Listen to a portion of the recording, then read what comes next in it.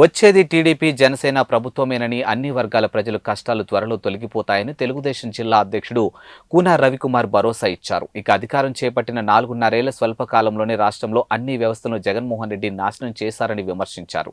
Party జిల్లా కార్యాలయంలో గురువారం నిర్వహించినటువంటి విలేకరుల సమావేశంలో ఆయన మాట్లాడుతూ రాష్ట్రాన్ని కాపాడుకోవడానికి టీడీపీ జాతీయ నాయకులు చంద్రబాబు ప్రయత్నిస్తున్నారని, ఆయనకు అండగా నిలవాల్సిన బాధ్యత అన్ని వర్గాల ప్రజలపై ఉందని అన్నారు. ఆ మద్దతు సమీకరణకే రా కదలిరా పేరుతో రాష్ట్రంలోని అన్ని చోట్ల బహిరంగ సభలు నిర్వహిస్తున్నామని తెలియజేశారు.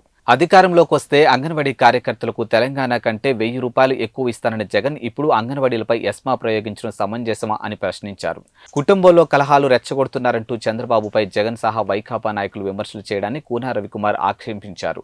వైకాపాలో చేరినటువంటి 10 రోజుల్లోనే క్రికెట్ అంబటి రాయుడు అక్కడ ఇమడలేక బయటకు వచ్చారంటూ పార్టీలో ఎలాంటి పరిస్థితి ఉందో అర్థం చేసుకోవచ్చని అన్నారు. 13 లక్షల కోట్లు అప్పు చేసినటువంటి జగన్ రెడ్డి రాష్ట్రంలో ఎక్కడ అభివృద్ధి చేశారో చెప్పాలని డిమాండ్ చేశారు.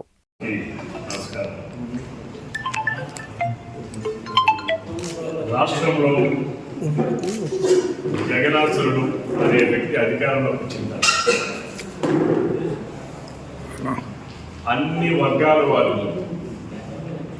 అరాచకాలకి అంచువేతకి గురి చేస్తున్నటువంటి ఈ సందర్భంలో తెలుగుదేశం జాతీయ అధ్యక్షుడు నారా చంద్రబాబు నాయుడు ఆనాడు తెలుగుదేశం పార్టీ ఆవిర్భావానికి వ్యవస్థాపక అధ్యక్షుడు నందమూరి తారక రామారావు గారి ఇచ్చిన పిలుపు ఆనాడు ఆ రాష్ట్రంలో 35 సంవత్సరాల పాటు అహంకారంతో పరిపాలన సాగించినటువంటి ప్రభుత్వాలకు వ్యతిరేకంగా ప్రజల్లో చైతన్యం తీసుకురావడానికి సూచికగా తెలుగువాడి ఆత్మగౌరవాన్ని కాపాడుకోవాలనేటటువంటి నినాదంతో రా కదలరా అని ఆనాటి నినాదం అయితే ఈనాడు రాష్ట్రాన్ని కాపాడుకోవడం కోసం జగన్మోహన్ రెడ్డి విధ్వంస పాలన, ప్రజా వ్యతిరేక నిర్ణయాలు, ఈ ప్రభుత్వ వైఫల్యాలపైన ప్రజల్లో చైతన్యం తీసుకురావడం కోసం ఇచ్చినటువంటి పిలుపు, నారా చంద్రబాబు నాయుడు గారు ఇచ్చినటువంటి పిలుపు రా కదలిరా, రాష్ట్రాన్ని కాపాడుకోవడం కోసం, యువతకు భవిష్యత్తు కోసం, రైతులకు న్యాయం జరగడం కోసం, మహిళా సోదరీమణులకు రక్షణ కోసం, విద్యార్థులకు భవిష్యత్తు కోసం, ఈ రాష్ట్రం బాగు కోసం ఈనాడు ఇచ్చినటువంటి పిలుపు రా కదలిరా అనేటటువంటి ఈ పిలుపు లక్షలాది మంది సభలకు తరలి వస్తున్నారు అంటే జగన్మోహన్ రెడ్డి ప్రభుత్వం మీద ఎంతటి వ్యతిరేకత ఉందో, ఎంతటి ఏహభావం ఉందో, ఎంతటి అసహ్యం ఉందో ఈ సభ విజయవంతం అవడం ద్వారా నిరూపితమవుతుందని చెప్పి ఈ సందర్భంగా తెలియజేస్తున్నారు.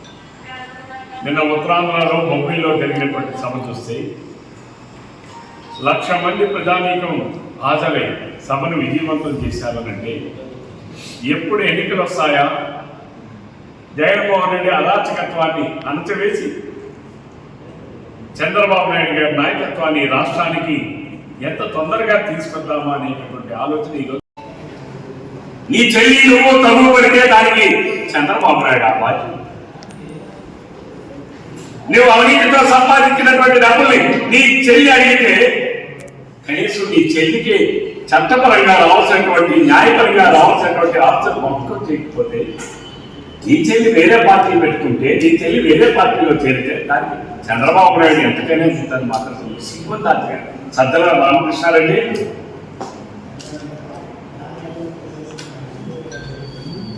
తల్లిని తరిమేసి, చెల్లిని తరిమేసి, చిన్నాన్నగారు చెల్లి మీద కేసులు పెట్టి, తప్పుడు కేసులు పెట్టి కోర్టుల చుట్టూ తిప్పుతా ఉంటే దానికి కారణం చంద్రబాబు నాయుడు.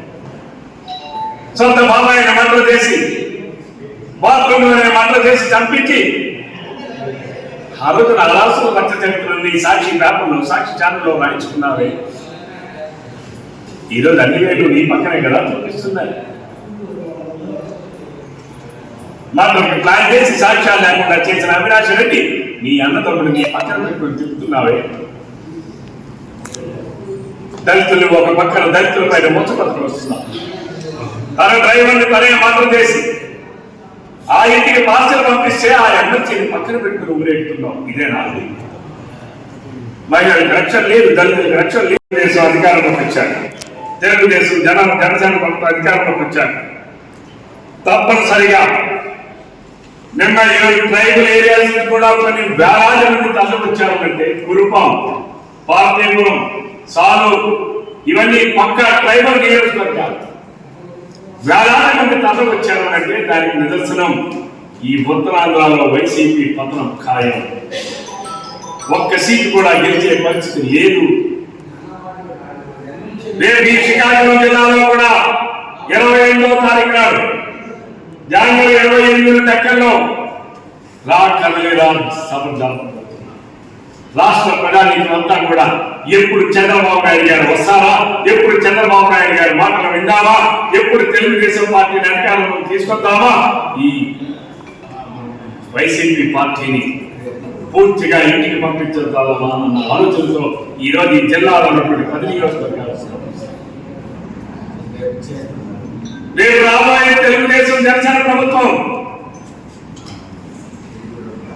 ఈరోజు ఈ రాష్ట్రంలో జగన్మోహన్ రెడ్డి పాలన వల్ల రాష్ట్రమే ధ్వంసమైంది. ప్రజాస్వామ్య వ్యవస్థలను విధ్వంసం చేశారు, ప్రజా ఆస్తులను విధ్వంసం చేశారు, ప్రభుత్వ ఆస్తులను విధ్వంసం చేశారు. ఈ పరిపాలన అంతా విధ్వంసాలమయం, అరాచకాలమయం, అగత్యాలమయం.